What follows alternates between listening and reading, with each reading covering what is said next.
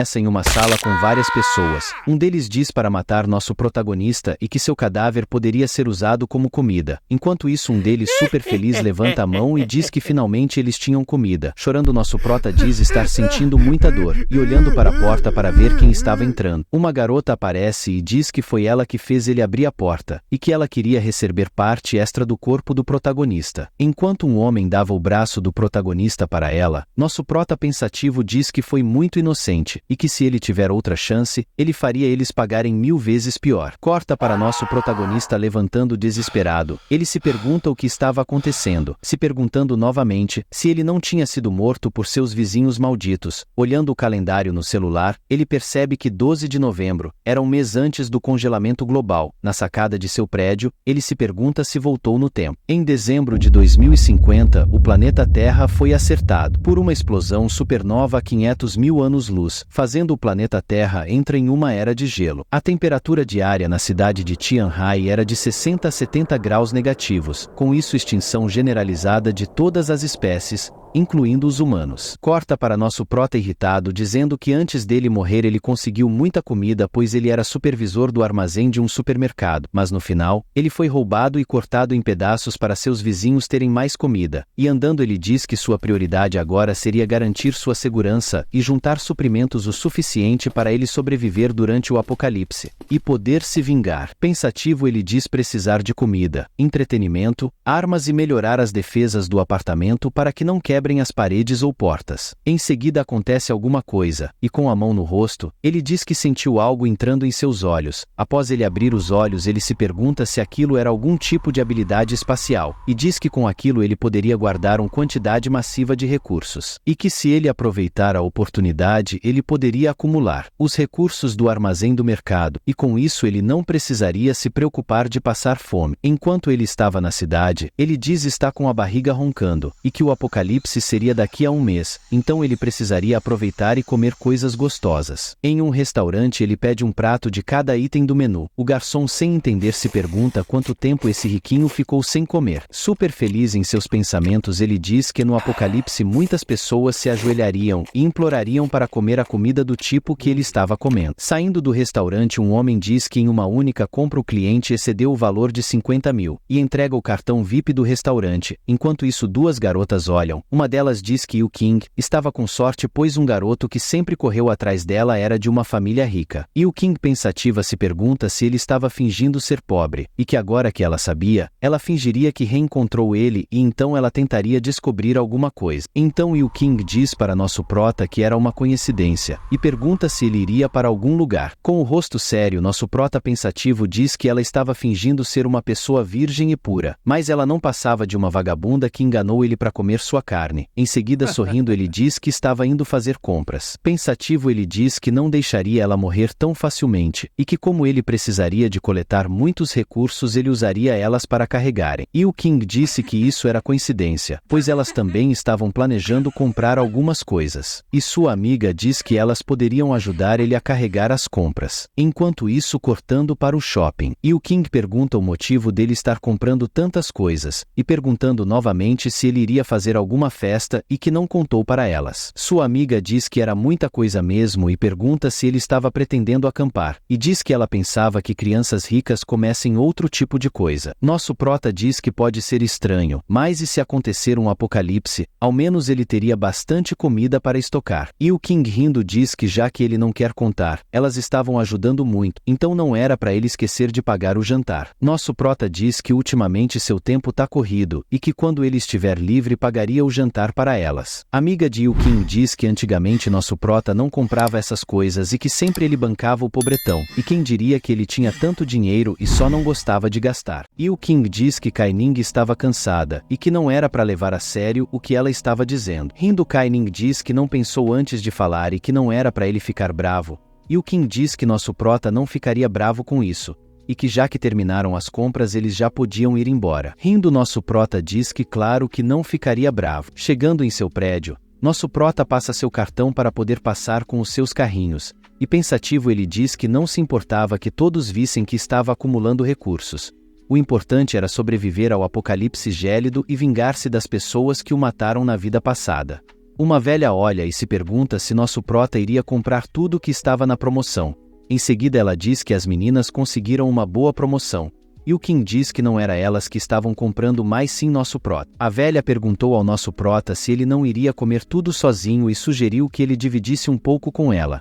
Enquanto isso, o menino pega uma barra de chocolate, mas em seguida nosso prota pega a barra de chocolate de novo e diz que planejava comer tudo. O menino irritado chama ele de maldito e manda ele devolver o chocolate, senão ele mataria o prota. Então irritado, nosso prota diz que se ele falasse merda de novo, ele daria um murrão na cara do garoto. Em seguida a velha repreende o prota por brigar com uma criança por uma barra de chocolate. Oferece comprar o doce e assegura que vai enviar o pagamento por via Pix mais tarde, e que ela não esqueceria o que ele fez. Ele disse que se ela fosse comprar ela deveria pagar agora.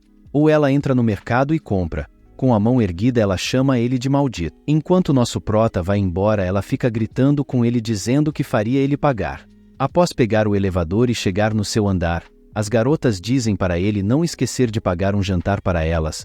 Nosso prota diz que assim que ele terminasse o que ele estava fazendo, ele pagaria um jantar para elas. Após fechar a porta, nosso prota planeja colocar os recursos que comprou no espaço de armazenamento e verificar se as comidas são afetadas pelo tempo. Se isso não acontecer, seria preferível ao uso de um armazém convencional.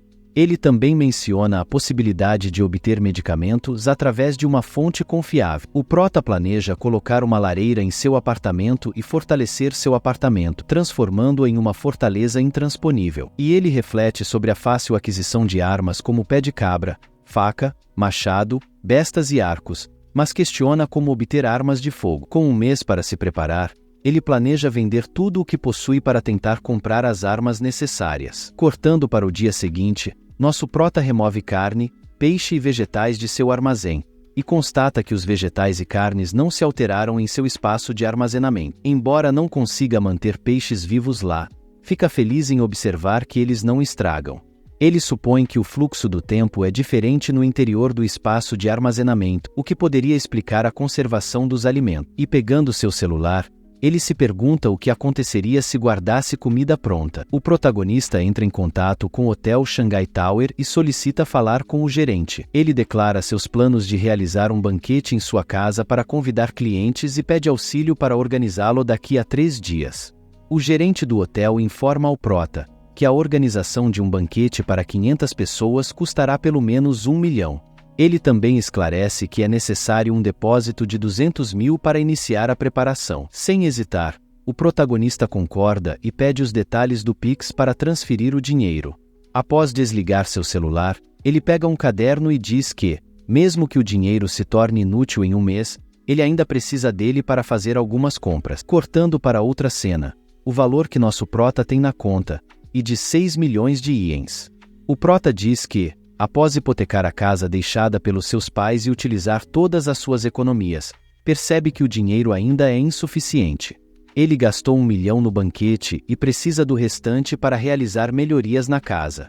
No entanto, considerando que ainda precisa comprar muitos remédios e armas, ele teme que o dinheiro que possui não seja suficiente. Portanto, ele está considerando maneiras de conseguir mais dinheiro. Em seguida, alguém chama nosso protagonista. O protagonista pergunta quem é o rapaz, e ele começa perguntando se o protagonista não precisa de dinheiro. O cara explica sobre algumas regras e lhe pergunta por que não faz com a companhia dele. O protagonista diz que precisa de milhões e duvida se eles fazem isso com menos regras. Dessa forma, ele conclui em pensamentos que são, na verdade, agiotas. A conversa continua, e o protagonista diz que precisa de 5 milhões e que em 3 meses consegue pagar. O desconhecido diz que isso é fácil, já que eles são uma companhia, e pede para ir até o escritório dele para conversar melhor. Ao chegar ao escritório, ele apresenta o protagonista para o gerente. Assim, ele se vira e pergunta ao Jung, o protagonista, de quanto precisa e o tempo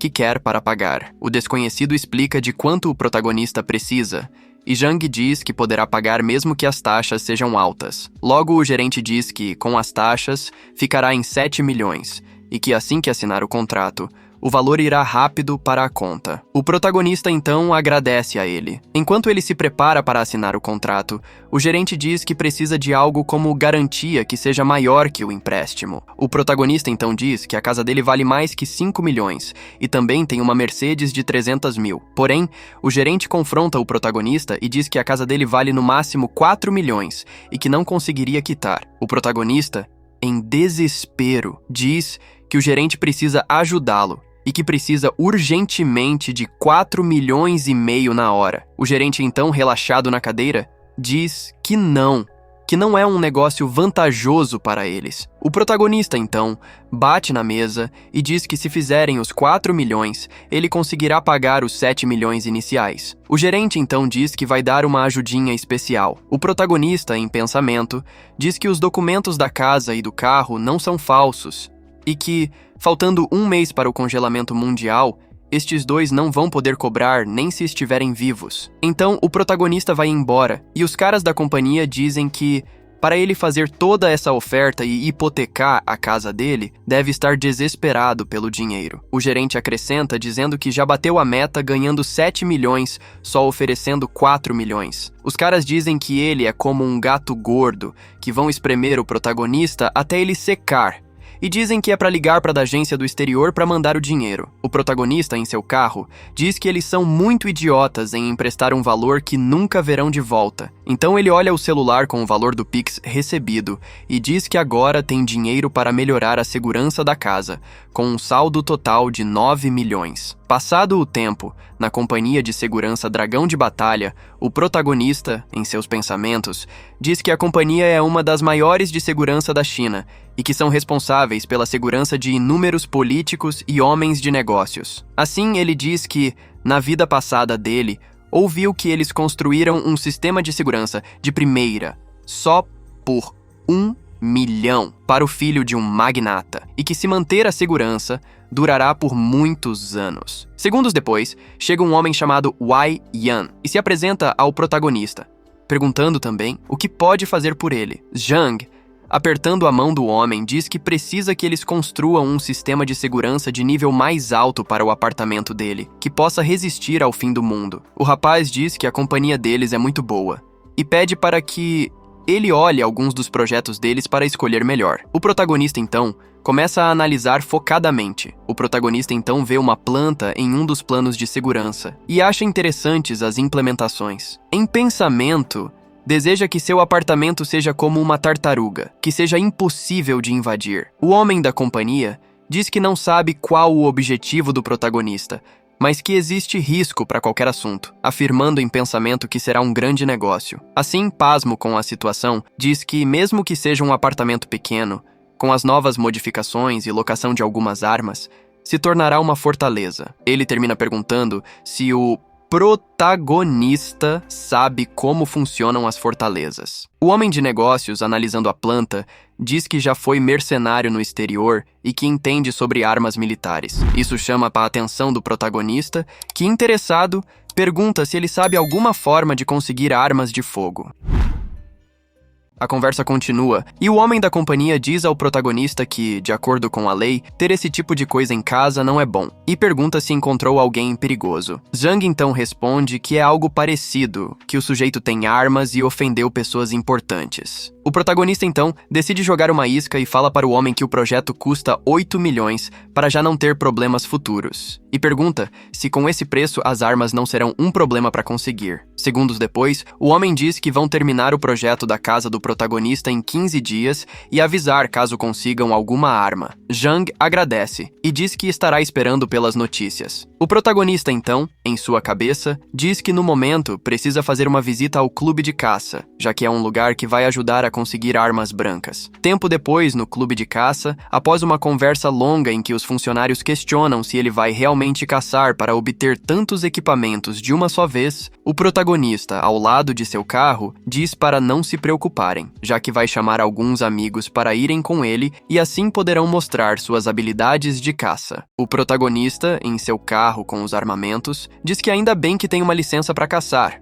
assim não precisa se preocupar com a polícia. Segundos depois, Zhang sai do carro ao ouvir uma conversa entre duas pessoas. Um dos homens, se dirigindo ao outro, diz que não pode deixar ele passar sem a permissão do dono com tantas coisas assim. O protagonista então se aproxima e diz ao seu tio Yu que as coisas são para ele e que pode deixar entrar. Ele então questiona se é comida e pergunta o que ele andou comprando para virem dezenas de caminhões assim. A conversa continua, e vendo muitos caminhões, pergunta como vão caber tantas coisas assim. Zhang então diz que é do hotel Shanghai Tower, um hotel 5 estrelas, e que a mesa de banquete deles é muito cara. Logo, ao saber dessas compras, o tio dele desconfia que ele esteja escondendo algo. Enquanto isso, algumas meninas dizem que o Zhang realmente é um garoto rico. Logo, em mente, com um olhar interesseiro, uma delas diz que se ele realmente é rico, ela vai precisar fazer tudo o que puder para aproveitar e dar um golpe do baú depois. Enquanto isso, o protagonista está conduzindo o caminhão para parar ao lado do armazém subterrâneo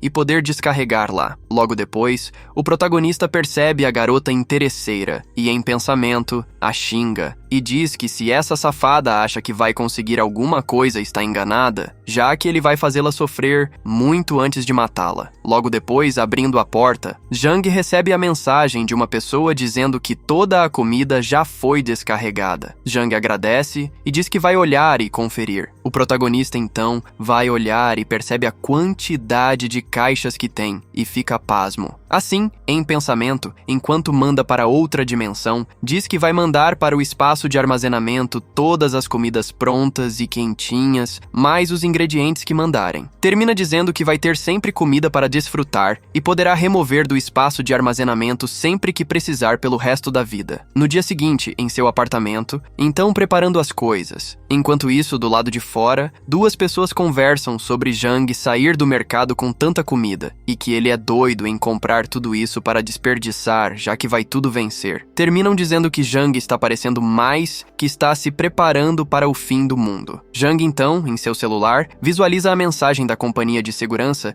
dizendo que daqui 3 dias vão conseguir com o gerente, mas que poderá ser um pouco caro. O protagonista então responde que isso não é um problema e que o importante para ele é que seja uma boa quantidade. Logo, fora do celular, avisa a um dos trabalhadores que vai precisar sair e que deixa a renovação do apartamento com eles. Enquanto sai, diz que em 1 mês, todos esses caras vão implorar por comida. Logo depois, na farmácia China Sul, o protagonista está conversando sobre o gerente Zhou precisar de uma grande quantidade de remédio para emergência. Mas antes de ele terminar de completar sua frase sobre conseguir mais remédio, o homem de terno diz que o protagonista não pode usar o poder dele para benefício próprio. E, antes de terminar, o protagonista diz que pagará o dobro do valor de mercado para garantir que saiam ganhando. O homem então diz que o protagonista é bom nas palavras, e graças ao trabalho duro dele, entrarão em contato para garantir que as coisas estejam prontas até o dia seguinte. O protagonista, muito feliz, agradece e diz que vai mandar o valor. Logo ele vai embora. E chegando ao seu armazém, ele, em pensamento, diz que tem comida, remédio e ferramentas. E com isso, já consegue o suficiente para viver durante vários anos. Enquanto arruma seu boné, termina dizendo que, por garantia, vai precisar esvaziar o lugar com 1 semana de antecedência para não ter problemas.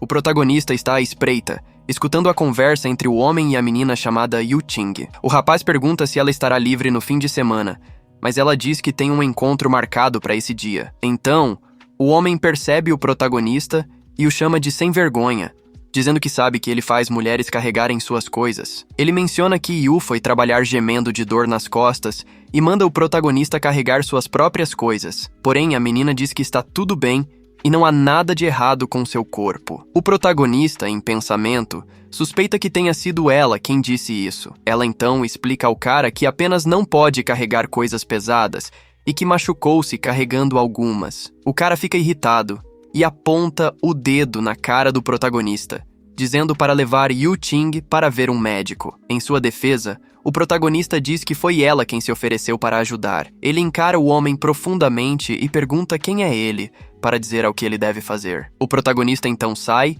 e o homem, meio desesperado, diz que estava apenas falando e não precisava ser tão mal educado. Em seguida, vira-se para a menina e diz que o protagonista não é uma boa pessoa e manda ela se afastar. Enquanto o protagonista vai embora, a menina olha para ele tentando entender. Em sua cabeça, ela comenta que nos últimos dias o protagonista está diferente, não manda mensagens e acha que algo está errado. Tempo depois, no Hotel Shanghai Tower, o protagonista está saindo do banho quando vê uma mensagem de Yu e se pergunta se ela está suspeitando de algo. Ele lê a mensagem dela, onde Yu diz que ultimamente ele anda estranho e pergunta se aconteceu alguma coisa. O protagonista continua lendo as mensagens. Yu, por texto, diz que ele não está conversando muito com ela e que se sentiu solitária. Enquanto isso, Yu está em seu apartamento, chamando o protagonista de maldito e dizendo que mesmo se esforçando, ele não responde e a chama para sair. A outra menina comenta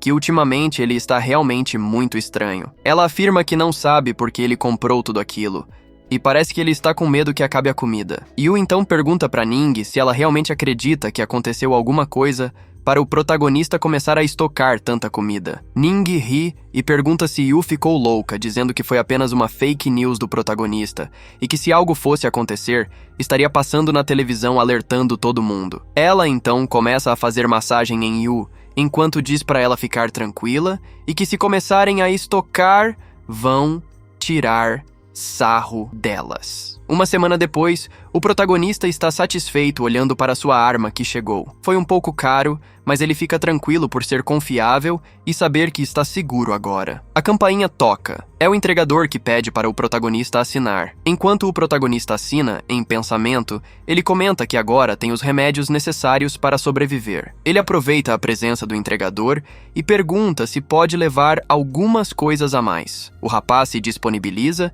e pergunta onde ele vive, enquanto o protagonista olha uma mensagem sobre o projeto de sua casa, que terminou. O protagonista diz então que está indo para casa e chega em 1 hora. Em sua casa, o protagonista, em pensamento, comenta que realmente a companhia de segurança é digna de ser a melhor, considerando a rapidez e qualidade do serviço. O homem explica que colocou tudo conforme ele pediu e começa a detalhar como as coisas funcionam e o que colocaram. Ele acrescenta que as janelas são à prova de balas e explosões, mais resistentes que a própria proteção de metal envolvendo a casa. Além disso, garantiram a segurança com um total de 300 câmeras por todo o edifício, permitindo que ele vigie todos os andares por todos os ângulos.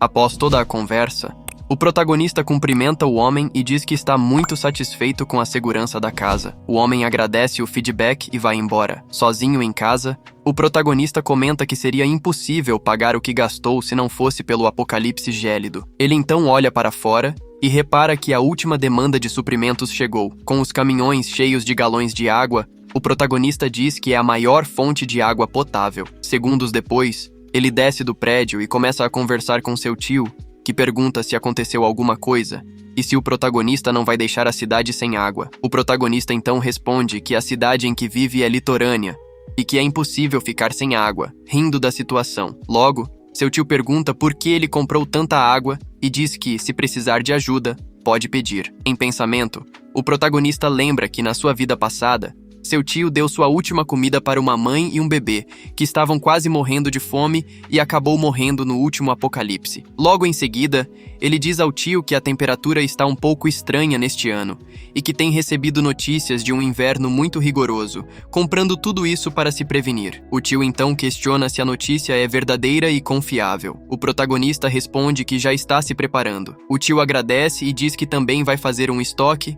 Porém, um homem o puxa e diz para não confiar no protagonista, já que ele está gastando muito e que se o tio fizer o mesmo, terá problemas. O tio insiste que confia no protagonista. Enquanto é arrastado, ele exclama que o homem está falando bobagem e pede para não ficar bravo. O protagonista, em pensamento, diz que fez o que podia para ajudar, e agora depende dele acreditar ou não. Assim, nos dias que se passaram, ele continuou comprando mais coisas e planejando mais. Faltam 20 dias para o apocalipse e o protagonista está em um restaurante, gastando um total de quase 700 mil de yuan. O tempo foi passando e faltando apenas 10 dias para acontecer. Ele continuou a comprar coisas, gastando mais de 240 mil yuan. Com 5 dias restantes, o protagonista gastou 54 mil yuan em um campo de treinamento. Agora faltam exatamente 3 dias para o apocalipse. Nesse tempo, Ele planejou voltar tarde para que ninguém suspeitasse caso algo desaparecesse do armazém, e também colocou remédio para dormir nas bebidas dos funcionários. Com as bebidas preparadas, o protagonista começa a oferecê-las. Todos começam a beber, e o protagonista comenta que o remédio leva cerca de 30 minutos para fazer efeito. 30 minutos depois, após os funcionários apagarem, ele diz que agora está livre para ir buscar os suprimentos. O protagonista passeia pelo corredor do armazém, imaginando o próximo passo enquanto a vigilância está dormindo. Ele começa a guardar os suprimentos em outra dimensão e comenta consigo mesmo que, com essa eficiência, será moleza. Tempo depois, um pouco exausto, ele termina a tarefa. Algo chama sua atenção. Ele vê umas caixas e se pergunta o que são. Ao abri-las, percebe que é uma camisa que possui a melhor tecnologia para suportar temperaturas negativas. Agora, com isso, ele tem certeza de que vai sobreviver ao apocalipse gélido. Enquanto bebe água, com a galera dormindo ao redor, ele comenta para si mesmo que esvaziar o armazém sozinho é algo fora do comum. Sentado no sofá, acredita que ninguém vai suspeitar dele. Alguns momentos depois, o protagonista, cochilando no sofá, é acordado pelos vigilantes. Um deles comenta que parece que foi um fantasma, pois o armazenamento foi todo esvaziado. O protagonista, fingindo surpresa, dá um grande grito de desespero e pergunta o que aconteceu. Ele se dirige ao armazenamento e, mesmo sabendo de tudo, coloca as mãos na cabeça e repete a pergunta. Um dos rapazes informa que o gerente está no telefone. O protagonista pega o telefone e ouve o gerente perguntando o que houve. Ele responde que não sabem o que aconteceu na troca de turno, mas que tudo desapareceu. O gerente, incrédulo, diz que isso é impossível e pergunta se o protagonista não roubou tudo enquanto estava sozinho. O protagonista quase fica encurralado, mas tem uma ideia para deixar o caso nas mãos da polícia. Ele diz que não é do tipo que rouba coisas, especialmente com tanta rapidez, e sugere avisarem a polícia para ajudar na investigação. O gerente concorda com ele. O protagonista, então, diz aos vigilantes que o gerente vai reportar o assunto e que alguém da polícia vai investigar, pedindo para não terem medo. Os vigilantes agradecem. Com a mão nas costas de um dos vigilantes, o protagonista diz que dormir no turno acontece e que é para não se preocupar. O vigilante concorda, mencionando que realmente ganham pouco para tanto esforço. Na sala de investigação, após a conversa, o policial agradece pela cooperação. Antes do protagonista sair, o agente diz para ele não sair da cidade pelos próximos meses, pois caso precisem de mais informações, vão chamá-lo. O protagonista garante que não vai a lugar nenhum e que sabem onde encontrá-lo. Momentos depois, o protagonista vê em uma das telas uma notícia sobre o armazenamento de 1 milhão de metros cúbicos que foi roubado. Olhando para seu celular, ele observa que faltam apenas 2 dias para o apocalipse começar. Ao olhar, ele vê o reflexo de um floco de neve e, ao levantar a cabeça, percebe que está nevando. Ele comenta que o tempo está horrível, já que a neve começou de repente. Com o frio intenso chegando, o protagonista nota que está mais frio que no ano passado e decide ir logo para casa. Caminhando com muito frio, ele murmura que em 2 dias o mundo entrará na Era do Gelo. Durante esses 2 dias, uma supernova explode. Às 2 horas da manhã do dia 12 de dezembro, a explosão que abrigou toda a Terra causa uma queda drástica na temperatura, resultando em graus negativos. Depois do acontecimento, o protagonista está em seu apartamento, olhando pela janela para a neve que cai sobre a Terra. A cidade está extremamente fria, com neve caindo por toda parte. Enquanto bebe um copo de água, ele comenta que finalmente começou. Enquanto isso, lá fora está muito frio, com neve caindo para todo lado. O protagonista, ainda segurando o copo de água, senta na cadeira e olha para o celular. Ele está verificando as mensagens em uma rede social. Nela, algumas pessoas estão xingando o tempo, outras perguntam como vão trabalhar, algumas brincam com a situação e um posta uma foto no tempo. O protagonista xinga Yun em pensamento, dizendo que é para ela aproveitar, pois isso é só o começo. Ele dá uma espiada lá fora e observa, fazendo uma associação do que está por vir. Olhando para as garotas tirando fotos animadas, ele pensa que quer ver se elas ficarão tão animadas assim quando o tempo ficar crítico. Na manhã seguinte, uma mulher está prestes a sair, mas não consegue abrir a porta. Ela se pergunta o que está acontecendo. Consegue abrir um pouco, mas percebe que há um monte de neve de todos os lados, impedindo-a de abrir completamente. Surpresa, ela comenta que o jornal não avisou nada sobre isso. Enquanto isso, Em um dos quartos do apartamento, duas pessoas conversam sobre o frio. Pelo que parece, o companheiro da mulher é mão de vaca, já que inventa desculpas para não aumentar o aquecedor. A mulher, mexendo nas roupas, diz que não sabe quanto tempo o frio vai durar, e por ter acontecido tudo de repente, não compraram roupas adequadas. Voltando ao protagonista, ele está dormindo quando é despertado por uma ligação. Ele pega o celular e vê que é Fan Yuting. A menina, em sua cama, escuta o protagonista perguntar o motivo dela ligar tão cedo. Ela responde que está fazendo muito frio lá fora e pergunta se ele já sabia disso. O protagonista, espreguiçando-se enquanto olha o temporal, diz que um amigo o alertou, mas não sabia que as temperaturas ficariam tão baixas. Ele percebe o atrevimento de Yuting em saber da sua vida e fica surpreso quando ela menciona que sabe que ele está estocando comida e remédios. Ela diz que o protagonista é muito malvado e, com safadeza, comenta que sua bundinha está congelando. O protagonista, já sabendo disso, fica satisfeito, mas logo diz que, se ela não tiver mais nada a dizer, ele vai desligar. Yu pede para ele esperar um pouco, mas o protagonista desliga. Ela fica aflita, perguntando-se o que aconteceu para ele se atrever a desligar na cara dela, e diz que isso não pode ficar assim. Após isso, o protagonista percebe o erro cometido e conclui que foi um erro de cálculo, pois não sabia que Yu seria tão sem vergonha a ponto de ligar tão cedo. Ele então alonga o corpo, decide tomar um banho e depois um café para poder observar as reações da comunidade. Minutos depois, está no sofá comendo uma refeição rica enquanto assiste ao jornal. A notícia corre solta. Uma fonte de ar frio atingiu várias partes do mundo, deixando a temperatura negativa na atmosfera. Um alerta é dado para que ninguém saia de casa e que não acumulem suprimentos. Quem estiver fazendo isso será investigado. O protagonista comenta que esse nível de esfriamento é igual ao que ocorreu na vida passada. O celular vibra e ele vê que é Yu mandando mensagem. Ela pergunta por que ele desligou na cara dela e se pode dar um pouco de comida, prometendo devolver tudo assim que a neve diminuir. O protagonista acha que Yu é esperta e sabe que, em momentos extremos, a comida se tornará cara. A ideia de Yu pedir comida parece boa,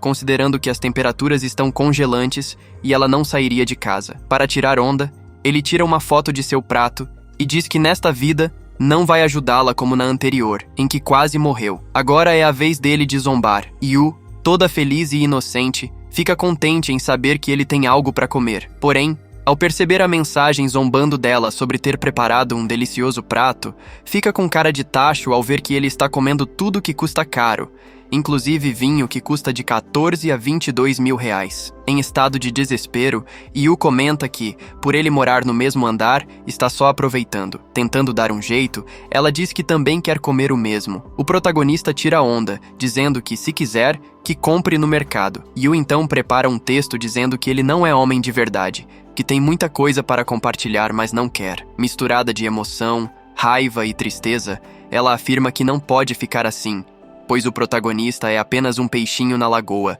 e não pode desequilibrá-la. O protagonista joga o celular no sofá e continua a comer, mas vê que o tablet que controla o sistema de vigilância do prédio vibra e notifica. Ele dá uma olhada e percebe que está tendo uma confusão na entrada. O Sr. Lin, que está de olho na entrada, está tentando controlar a saída dos moradores para comprarem comida. Eles argumentam que, se demorarem mais, o preço das comidas irá aumentar e que, por não saberem quanto tempo isso vai durar, querem estocar alimentos. O Sr. Lin rebate dizendo que isso contribuirá para o caos e que, se fizerem isso, os preços de tudo subirão. Ele deixa claro que quem ousar fazer isso e for descoberto será denunciado às autoridades. Os moradores ficam tensos. Instantes depois, todos olham para trás ao escutar o protagonista perguntar ao Sr. Lin quanto tempo vai durar a queda de neve. Ele continua dizendo que, se demorar mais, vai acabar o que tem para comer, e pergunta quem assumirá a culpa por eles morrerem. Os moradores continuam a falar e perguntam de quem será a culpa por não terem comida e água. A senhora então diz para não se preocuparem,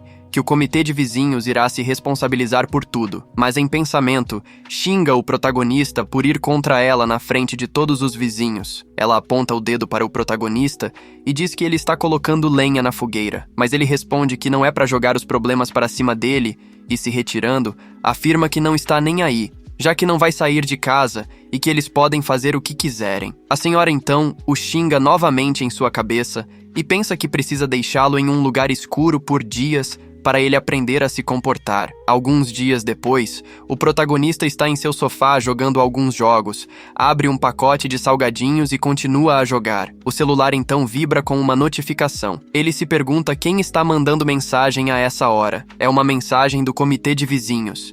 A líder da unidade 25 está pedindo para o protagonista limpar a frente da porta do prédio. Ele se pergunta se ela quer se vingar tão cedo. Ele então diz que o térreo está basicamente coberto de neve e que vai continuar assim por um bom tempo, já que ninguém consegue limpar, pois a neve cai muito rápido. A senhora, em sua casa no aquecedor, está olhando a mensagem do protagonista, que diz que se sair para limpar, vai virar um picolé congelado e que não tem jeito, pois vai esperar a neve parar de cair. Furiosa, ela manda uma mensagem perguntando como vai ficar a situação e diz consigo mesma que o protagonista é um pirralho e que quando ele começa a falar, todos falam bobagem. Irritada com a situação e querendo ajudar, pergunta que atitude da galera é essa, que limpar irá ajudar todos e que por serem jovens e fortes, não precisam dar desculpas. O protagonista, em sua casa com sua garrafa na mão, lê as mensagens da senhora Lee, ordenando em nome do comitê que ele saía para limpar agora e que pela situação difícil, eles precisam se unir. Ele então, rindo da situação, diz que ela está confiando no pequeno poder do comitê para dar ordens. Com um gostinho de maldade, ele diz que vai fazer a senhora sentir um pouco do que está por vir. Começa a mandar uma mensagem dizendo que, pela posição do comitê, eles deveriam tomar a iniciativa. E, além disso, pergunta por que ela fica quieta na hora de chamar os riquinhos da sociedade para ajudar. Os moradores começam a mandar mensagens também e dizem que o protagonista tem razão, que eles não são fracos para serem intimidados e perguntam por que não chamam o Chen Zhengyang e os demais. Chen Zhengyang vive no 6º andar e tem centenas de pessoas sob seu comando e um projeto de terraplanagem. Xu Han, por sua vez, é um garoto de família rica que está no 8º andar. E por serem ricos, tem contatos com pessoas poderosas. O protagonista, com sua batatinha na boca, escreve que se a senhora Lee for capaz, ela deve pedir para esses dois descerem para limpar. Ele então larga o celular e lembra da sua vida passada, onde Shen Zhengyang usou um machado para invadir sua casa e Xu An foi o primeiro a cortá-lo. E em uma situação de quase morte, ouviu os vizinhos negociando cada pedaço do seu corpo. Assim, ele começa a colocar uma taça de vinho para beber e diz que nenhum desses dois é uma boa pessoa. Enquanto isso, a senhora Lee, em sua casa, continua a xingar o protagonista. Irritada, ela diz que se não responder mostrando autoridade, ninguém vai levá-la a sério no futuro. Assim, um dos homens citados recebe uma mensagem e, de boa em sua casa, pergunta quem é o atrevido a incomodar nesse frio. Ele, desesperado, estranha a mensagem da senhora Lee mandando ele levar ferramentas para limpar a neve. Muito bolado, ele grita no telefone e diz que está nevando lá fora e que se ficou maluca é para ir procurar um hospital, finalizando falando para não marcar ele, caso contrário vai matar. A senhora Lee escuta tudo do outro lado e, para completar, o garoto com quem ela também tentou contato manda um áudio dizendo que não é da conta dele, que vai ficar dormindo sem precisar sair. Em sua cama, com aparentemente sua marmita, acha tudo ridículo, que todo dia a senhora Lee usa o poder do comitê para mandar os outros trabalharem. O garoto diz que não é como os pobres para confiar no poder dos pais e tira uma foto zombando, dizendo que eles precisam tirar a neve para que ele possa se divertir depois lá fora. A senhora Lee, vendo isso, fica muito furiosa e chama isso tudo de maldição, culpando o protagonista por tudo. Logo em seguida, o protagonista, em sua casa, enquanto prepara um rango saboroso, recebe um grito da senhora Lee pelo telefone, perguntando se ele quer que ela vire sua inimiga, já que ninguém por culpa dele quer sair para limpar a neve. Ele então pega o telefone e manda ela calar a boca, e diz que não consegue revidar por ser contrariada e vai descontar a raiva nele. Muito sério, com tom de intimidação, fala que é melhor não irritá-lo, pois se der ruim, vai matar também. Em seu apartamento, ela o xinga demais e diz consigo mesma que ele vai pagar por isso. Minutos depois, Chen Zhengyang está batendo na porta do protagonista com muita força, pedindo para ele sair do apartamento, pois ele estava bancando o arrogante citando o nome dele no grupo, e continua a bater dizendo que vai derrubar a porta, arrastar o protagonista e lhe bater com uma surra inesquecível. Mas o protagonista pega sua arma, olha pelo vão da porta e pensa que quem vai apanhar ou morrer é Chen.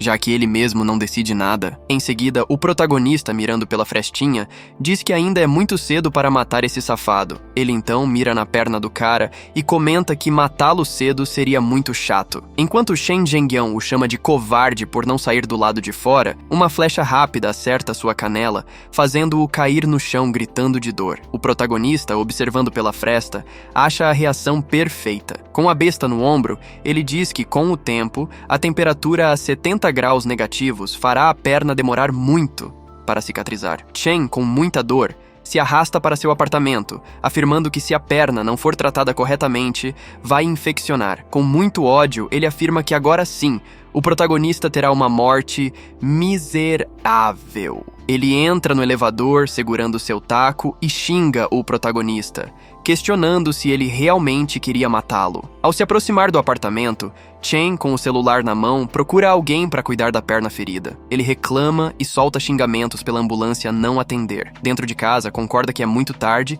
e precisa mesmo é salvar sua perna. Ele pega algo na gaveta e vai para o sofá tentar tirar a flecha. A flecha está atravessada e a situação está feia. Chen, muito aflito, diz que ainda bem que está meio congelada e que não vai precisar de anestésicos. Segundos depois, ele grita, "Maldição!" ao retirar a flecha da perna. Depois pega o celular e afirma com muita certeza que vai matar o protagonista. Dessa forma, manda uma mensagem no grupo de vizinhos dizendo que, se não matar Zhang, vai mudar de nome. Zhang pergunta quem ele pensa que é e afirma que se Chen se atrever a mexer com ele, vai matá-lo, em vez de ser só uma perna machucada. Todos, ao verem isso, ficam em choque. O protagonista se atreveu a ir contra Chen e ainda o deixou ferido. O valentão perigoso recebe uma ligação dos comparsas, perguntando o que podem fazer por ele. Ele responde para trazerem todas as armas que tiverem para matar alguém e diz, com muita raiva e desespero, que vai matar o protagonista no mesmo dia. Tempo depois, mesmo com um temporal muito forte lá fora, o restante do grupo de marginais chega no apartamento do chefão. O chefe grita com voz de comando, cheio de raiva e ódio, para irem ao apartamento de Zhang Yi, que usou uma besta contra ele, e matá-lo, mas tomar cuidado com as armadilhas. Minutos depois, eles chegam à porta de Zhang, xingando e mandando-o abrir, pois ele vai morrer de qualquer jeito. Porém, ele se assusta ao perceber que a porta é de metal pesado. Ele se pergunta quantos inimigos o prota provocou para colocar uma porta capaz de segurar um exército. Zhang olha toda a gritaria pelo tablet e murmura consigo que eles voltaram muito irritantes. Olhando para o visor do aparelho, escuta os vagabundos mandarem ele parar de ser um covarde. O prota, então, na cozinha, começa a preparar água, já que nesse frio que congela em menos de 5 segundos, é a melhor arma que tem. Pela fresta da porta, o prota coloca a mangueira e liga a água, que sai com um jato congelado imediatamente. Eles choram de frio, congelando com a água que os atinge por causa do frio. Eles imploram para o prota parar e pedem por ajuda.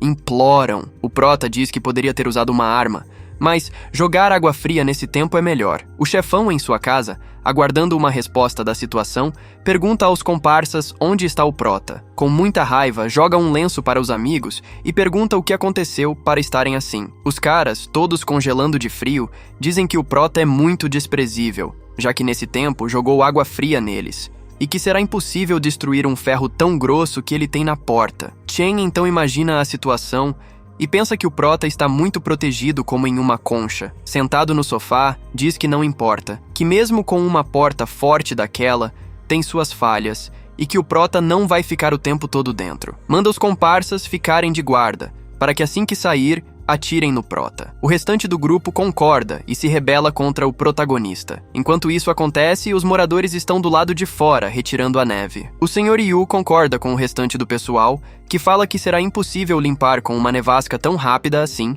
e decidem voltar. O prota está observando tudo e analisando cada momento. Em pensamento, fala que a galera está se dando conta que não tem como usar a força humana para lutar contra um desastre desse grau. Segundos depois, o protagonista começa a acompanhar o noticiário, que declara que os oficiais estão criando estratégias e se preparando para lançar um ataque final contra o desastre gélido. De acordo com as informações, 200 milhões de pessoas foram afetadas e mais de 10 milhões já morreram. Termina pedindo para todos não entrarem em pânico e acreditarem no poder militar. O prota boceja e pouco se abala com tudo isso. e diz que o desastre gélido está aumentando e a duração é imprevisível, tornando o mundo lá fora perigoso e incerto. O protagonista está lendo algumas mensagens sobre os desastres gélidos e como eles podem sobreviver ao evento. Ele recebe uma mensagem de Yu Ching perguntando se ele está bem. O protagonista pensa que ela provavelmente está checando se ele está vivo e responde que está ótimo. Yu Ching diz que isso é bom, mas logo em seguida menciona que na casa dela, junto com a amiga, não tem mais comida. Sabendo que ele comprou um monte, ela pede um pouco, prometendo pagar um jantar depois. O protagonista percebe o motivo por trás da mensagem e, em pensamento, lembra que viu elas comprando coisas no mercado há 2 dias. Ele tira uma foto de sua lagosta e responde ironicamente. As meninas ficam com raiva e dizem entre si que o protagonista era a segunda opção para namorar, mas agora está em último e deveria ficar solteiro para sempre. A amiga de Yu Ching manda uma mensagem perguntando por que ele está sendo idiota e dizendo que a amiga está triste. O protagonista ri da situação, pensando que não vai cair nessa, já que uma é boazinha e outra é malvada. A amiga de Yu Ching então argumenta que não sabem quanto tempo o desastre vai durar e que é melhor ele ganhar o amor de Yu Ching do que negar comida. Enquanto o protagonista bebe uma mistura de Lotus branca com chá verde, a amiga de Yu Ching termina dizendo que não vai doer ele dar o que ela está pedindo, apesar de achar que o protagonista não gosta da amiga. O protagonista então manda uma mensagem irônica de fofura, irritando ainda mais as meninas. A amiga de cabelo preto diz que Zhang é muito idiota e que ele ignorou o pedido. Yu Ching, muito irritada, diz para não mencionar o nome dele na frente dela. A amiga de Yu Ching tenta melhorar a situação, explicando que o protagonista não sabe o que está fazendo e que existem outros garotos. Yu Ching, animada, liga para Zhou Peng para pedir um pouco de recurso. Minutos depois, ele aparece na porta trazendo algumas coisas do armazém dele e vai embora. Elas fecham a porta e Yu Ching diz para si própria que o protagonista ainda vai implorar para ficar com ela. 5 dias depois, enquanto está nevando lá fora, o protagonista está comendo uma coxa de frango e comenta que está quase na hora do apocalipse começar. De repente, o prédio e alguns lugares ficam sem energia, e todos começam a se questionar o que está acontecendo. Logo, os vizinhos começaram a sair de suas casas perguntando uns aos outros se tinham eletricidade. Com o corte de água e eletricidade, eles estavam principalmente sem comida para os bebês, e o ar-condicionado não funcionando. Estava realmente ficando frio o suficiente para matar. Os moradores conversavam entre si, expressando medo de morrer congelados e discutindo a necessidade de agir. Depois de terminar de comer seu frango, Zhang Yi limpou os dentes e ligou um gerador que tinha preparado com antecedência. Assim, com todo o prédio desligado, apenas o dele ficava com luz. Enquanto isso, a tia Lin, do comitê do bairro, tremia ao segurar seu neto. Ela jamais esperava que a neve durasse tanto tempo. Uma mensagem chegou no grupo de bate-papo do bairro. Dizia que essa era uma nevasca global que ocorre uma vez a cada 100 mil anos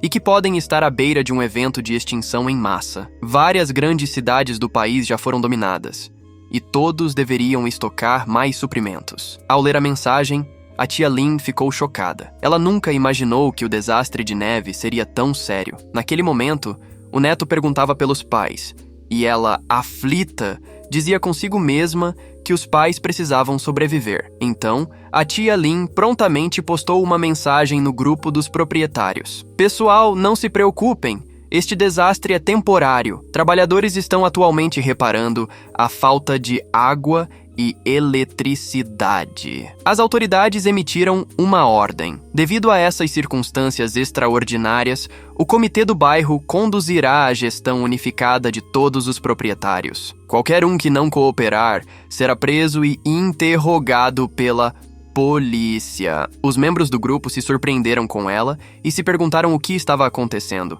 enquanto o garoto rico disse que a senhora Lin era apenas uma raposa se passando por um tigre. Ao ver a mensagem, Qin Jianghe começou a xingar e a demonstrar insatisfação. Embora tivesse muitos subordinados, ele não ousava enfrentar a polícia. Enquanto isso, o protagonista estava em sua casa se espreguiçando após terminar seu jogo, e a tia Lin continuava no grupo de bate-papo. Devido ao impacto severo da nevasca na vida de todos, o comitê do bairro decidiu coletar suprimentos de cada proprietário e distribuí-los uniformemente para nos ajudar a superar essa crise. Ao ver a mensagem, Zhang Yi não pôde deixar de rir. Era o mesmo truque de sua vida anterior. Então, A tia Lin lhe enviou uma mensagem privada e o protagonista sabia que ninguém cairia na armadilha dela e achou um absurdo ela pensar que ele cairia primeiro. A mensagem no privado dizia que ela sabia que o protagonista costumava trabalhar em um armazém de comida e que, além disso, comprou 3 caminhões de coisas na última vez. Com todos enfrentando problemas agora,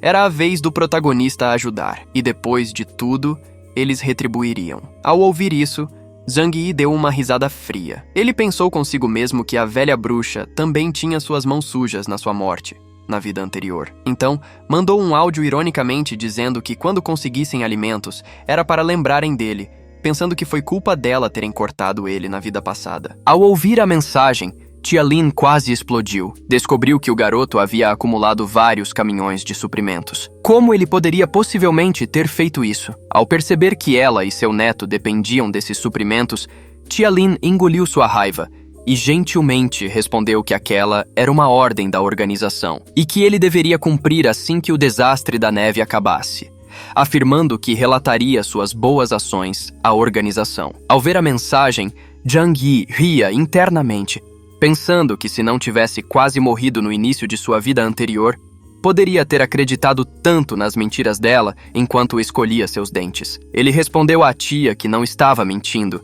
e que realmente não tinha nada para comer em casa, sugerindo que ela assumisse a liderança e lhe enviasse alguns pacotes de macarrão instantâneo primeiro. Ao ouvir isso, tia Lin não conseguiu mais se conter e retrucou furiosamente que Zhang recusar-se a entregar seus suprimentos era o mesmo que se opor à organização, ameaçando denunciá-lo à organização por ação disciplinar. Zhang Yi zombou dela, argumentando que ela representava a organização e nem sequer era uma simples civil, muito menos um funcionário de uma instituição pública, questionando por que ela não descia do pedestal. Ele refletiu que tudo bem ela se exibir normalmente, mas agora que as coisas estavam assim, ela ainda achava que era tão importante? Ao ouvir isso, tia Lin ficou tão furiosa que desligou a chamada e quebrou seu telefone antiquado. Ela pensou que aquele garoto se atrevia a falar com ela daquela maneira. Afinal, ela era uma líder na comunidade, desviando sua atenção para outros proprietários, pensando em como poderia enganá-los. Sob a persuasão de tia Lin, cerca de 2 dias se passaram rapidamente. Alguns proprietários realmente enviaram seus suprimentos para sua casa. Zhang Yi zombou internamente, pensando que bando de tolos acreditando nessa velha. Ele refletiu sobre quanto tempo o suprimento duraria na casa das pessoas e que isso não tinha nada a ver com ele. Agora que o mundo inteiro mergulhou no caos sem suprimentos suficientes, eles só podiam esperar morrer em breve. Os proprietários começaram a mencionar tia Lin no grupo de bate-papo, questionando por que os suprimentos não estavam sendo distribuídos uniformemente. Alguns sugeriram que estavam sem comida em casa e começaram a distribuir um pouco para si mesmos. Tia Lin apenas zombou das mensagens, argumentando que aqueles suprimentos foram obtidos através do seu trabalho duro, questionando como ela poderia entregá-los tão facilmente. Nesse momento, o telefone dela tocou. Era Xinjianga. Tia Lin estremeceu ao atender, pensando no que ele queria com ela agora. Do outro lado da linha, Xinjianga disse friamente que tia Lin tinha um método e tanto, e que realmente enganou os suprimentos de todos para sua casa. Ouvindo isso, tia Lin tentou se justificar, dizendo que era um arranjo do comitê da comunidade e que ela estava apenas cumprindo seu dever, dando uma leve tossida. Xinjianga riu, dizendo que era perfeito e que mais de 10 deles estavam esperando por ela para distribuir os suprimentos. Ele queria que ela fizesse isso naquele mesmo momento, senão ele e meia dúzia de marginais iriam pegá-los. O próximo segundo foi marcado pela chegada do tirano Chen Zhenhe, juntamente com seus subordinados que invadiram a casa. O rosto de tia Lin ficou pálido ao vê-los. Ela perguntou como ele se atrevia a entrar em uma casa civil, questionando a ausência de lei. Xinjianga respondeu com um golpe, afirmando que não havia nada legal em enganar todos para obter os suprimentos, e que ele estava agindo em nome da justiça. Enquanto assistia à cena na vigilância, Zhang Yi sentia uma alegria maliciosa enquanto comia uma salsicha. A luta dos cães estava finalmente prestes a começar. Ele teve uma ideia brilhante.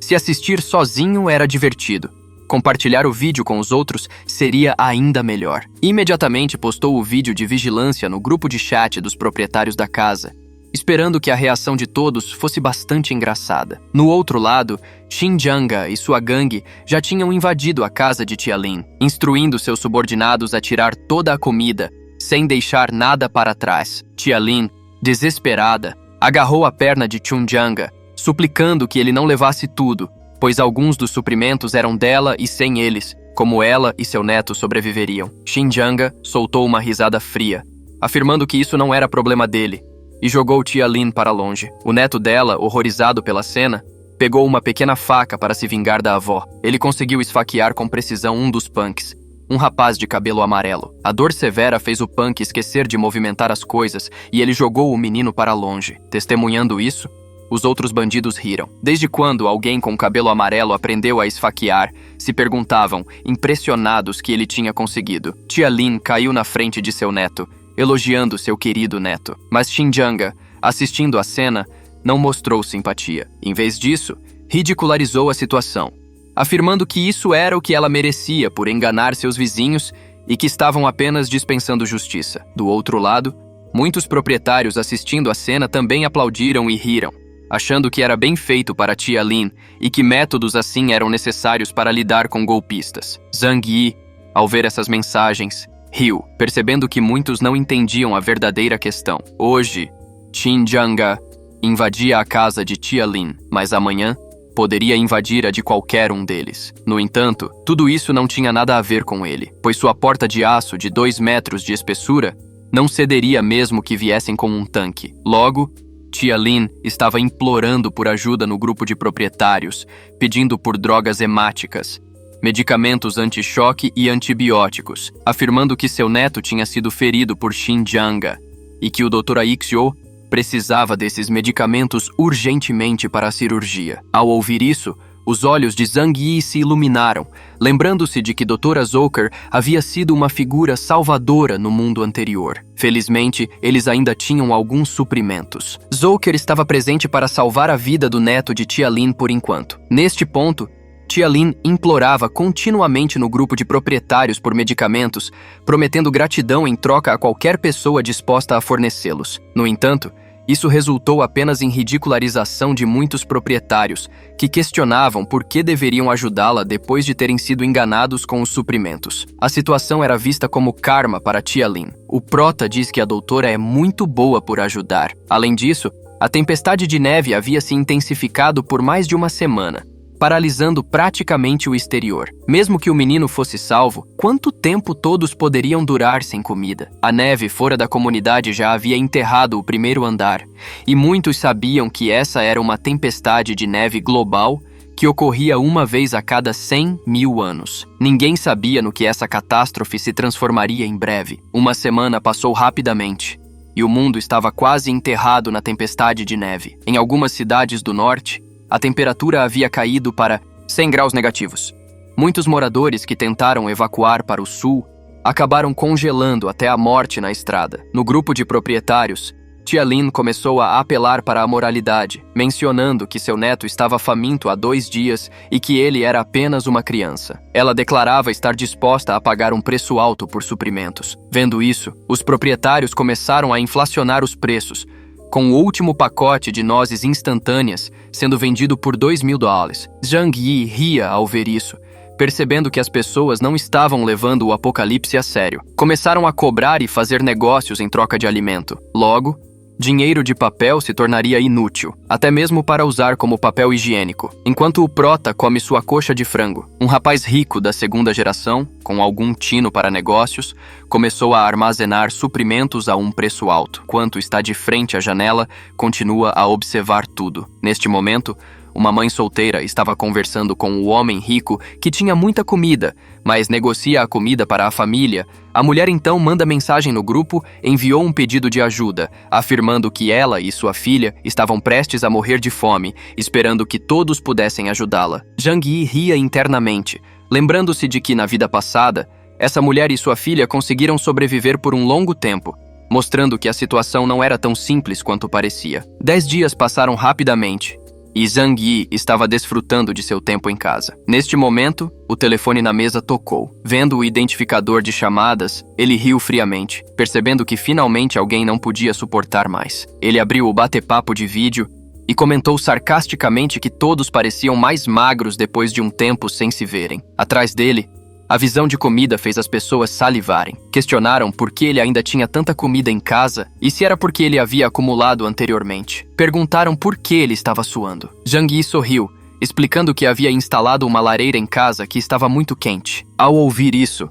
Fong Yuqing tentou agradar, elogiando Zhang Yi por estar tão bem preparado e perguntando se ele poderia deixar Fong Yuqing tomar um banho em sua casa. A garota tenta agradá-lo, dizendo que está com muita saudade, mas tudo por interesse. Zhang Yi, rindo, responde que está muito frio, mesmo não sabendo o quão frio está. Mas olhando para elas pelo celular, ele comenta que parece estar bastante frio. A garota fica brava e diz para não brincar com a situação, pois está realmente muito frio e estão morrendo de fome. Zhang Yi, pouco se importando, sorri e diz que elas estão fingindo e o provocando como uma criança rica para ganhar algo. A menina manda ele calar a boca, mas antes de desligar, ele zomba, dizendo que elas não são parentes e pergunta por que deveria ajudá-las. Assim, enquanto ele desliga, a garota o xinga e, com muita raiva, joga o celular longe. Sua amiga tenta conversar, dizendo que, se tivessem tratado Zhang Yi bem desde o início, poderiam se beneficiar dele. Fong Yuqing começa a mexer no celular vendo seus contatos,